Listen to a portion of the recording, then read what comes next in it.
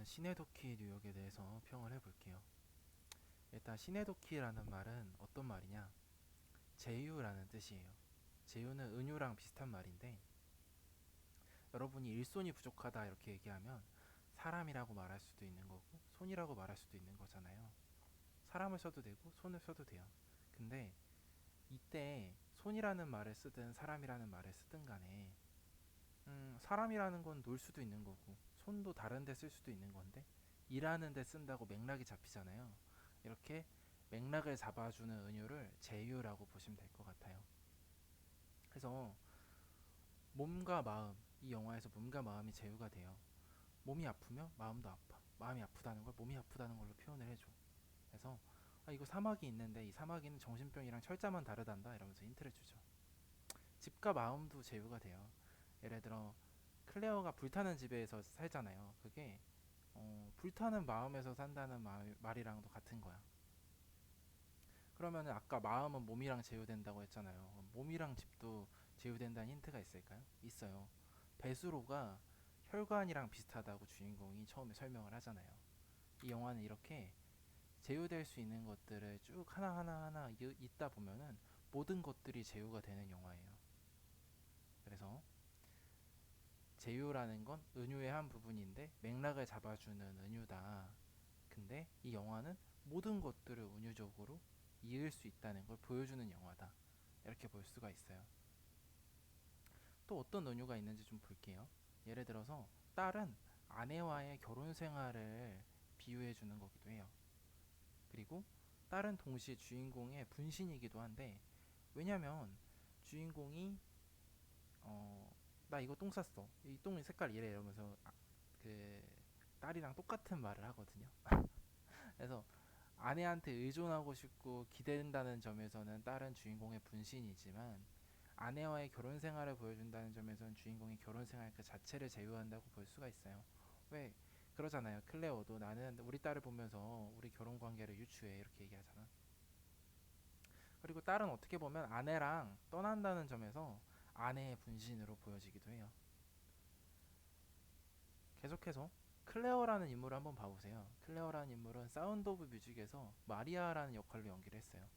근데 마리아라는 인물은 이 똑같은 이름을 가진 인물은 누가 있냐면 아내랑 딸을 빼앗아간 레즈비언 인물을 마리아라고 표현을 했어요. 그래서 클레어랑 마리아는 서로 제휴되고 있죠. 근데 어떻게 보면 클레어는 주인공의 아내인 아델의 대체제예요. 그래서 아내랑도 제휴가 되고 마리아랑도 제휴가 되는 인물이에요. 클레어는. 이렇게 신도키 뉴욕에서는 인물들의 관계 역시도 제휴가 돼요. 인물을 어떻게 제휴하냐? 바로 사회적 관계에 따라서 제휴를 하는 거예요. 주인공의 여자친구였다. 바람의 대상이었다. 아내였다. 사회적 관계에 따라서 제휴가 되게 돼요. 결국에 제휴라는 건 뭐냐? 맥락을 잡아주는 은유라는 건 무엇이냐? 우리한테 어떤 역할을 부여한다고 볼 수 있죠. 그래서 주인공은 내가 역할로만 해석되는 게 아니라 진정한 나를 찾고 싶다고 생각하게 되고 이런 점에서 이 영화는 어떤 영화와 비슷하냐? 버드맨이란 영화랑 되게 비슷해요. 제가 후기를 남겼는데 버드맨 같은 경우에는 개별적인 나로 사랑받고 싶다 vs 역할로서 사랑받으려고 노력해야 사랑받을 수 있다. 그리고 역할과 개별적인 나 사이의 경계는 모호하다. 이런 주제를 잘 드러내는 영화라고 볼 수 있거든요. 그런 면에서 이 영화는 버드맨을 보고 보시면 더 쉽게 볼 수도 있어요. 우리 주인공이 제휴하는 것도 있죠. 우리 주인공은 엘렌이라는 역할로 사회적 역할로 청소부라는 역할로 들어가서 자신을 제휴하려고 해요. 그리고 우리는 그 사회적 관계에 제휴된다는 말은 결국에 만약에 사회적 관계가 사라졌을 때 그런 자기 자신의 죽음을 겪게 된다는 얘기기도 한 거죠. 예를 들어 작중에 아버지가 돌아가셔요. 그러면은 아들로서의 나는 죽은 거예요. 왜냐면 나는 사회적 관계에 따라 제휴되는 내가 있었는데 그런 내가 사라진 거야. 클레어와 이혼을 했죠? 그러면은 클레어의 남편으로서의 나는 죽은 거예요. 헤이즐이 죽잖아요? 그러면은 헤이즐과 나 사이에 사회적 관계로 이루어진 것들은 죽는 거예요. 그러면은 깨닫게 되는 거죠. 나라는 게 막 계속 통합적으로 존재하는 게 아니라 사회적 관계에 의해서 존재하는 거면 중간중간 내가 계속 죽는구나. 그리고 그런 죽어가는 기간이 점점 짧아진다고 영화에서 묘사가 돼요. 왜 그러냐면 이 영화 속에서는 시간이 체감 시간을 지키잖아요. 일주일 지난 줄 알았는데 뭐야 1년 지났네? 아내 떠난 지 일주일 지난 줄 알았는데 1년 지났다 그러잖아요. 그리고 뭐야 딸이 이제 걔는 4살이라고요 이러는데 11살이야. 엄청 나이가 많이 들었던 거야. 주인공이 체감하는 시간만큼 시간이 흘렀다는 그런 묘사가 나와요. 아니 근데 여러분들도 그래요. 어제나 그제 했던 일이 비슷하면 기억 안 나죠. 여러분들 1년 동안 뭐 했어요? 지금 4월 27일까지 뭐 했어요 하면 하루하루 생각이 나요? 아니면 독특했던 기억 몇 가지만 떠오르고 거의 다 뭉뚱그러져 버려요? 뭉뚱그러지죠. 내가 기억에도 역할을 부여하죠. 재밌는 기억, 슬픈 기억, 인상 깊은 기억. 이런 역할에 부합하지 않으면 존재하지 않는 것처럼 다 뭉개져 버리고 시간이 엄청 길어지죠.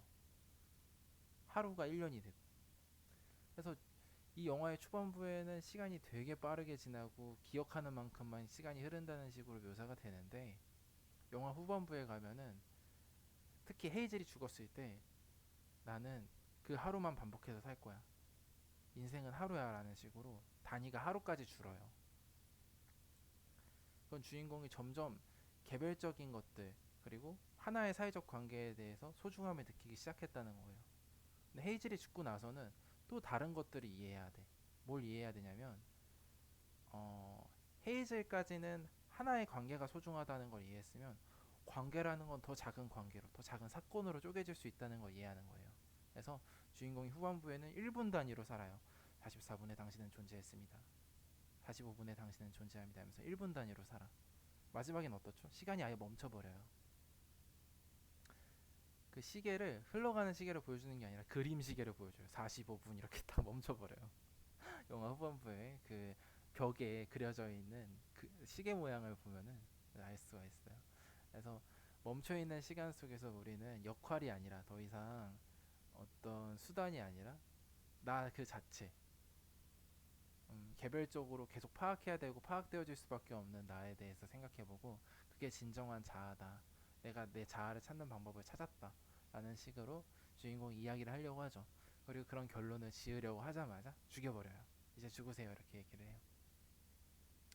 아마 작중 마지막에 그 여자 감독 같은 경우에는 주인공이 타자를 생각할 때 타자 속에도 내가 있다. 혹은 타자는 모두 다르다. 그런 식의 생각에서 멈추는 게 아니라 자기 속의 타자를 받아들이고 역할을 받아들이고 그런 역할들마다 존재하는 사건으로 쪼개져가는 공감 능력 같은 걸 보여주는 것 같아요. 그래서 타자를 진정으로 이해한다는 거 그리고 타자를 계속 탐구하고 받아들이고 그 속에서 사랑을 느낀다는 건 멈춰있는 시간 속에서 끊임없이 시간을 쪼개는 것과 같지 않나. 그리고 결론 짓지 않고 내가 결론 지으려고 할 때마다 죽는 게 아닌가. 그런 주제를 담은 영화라고 생각을 해요.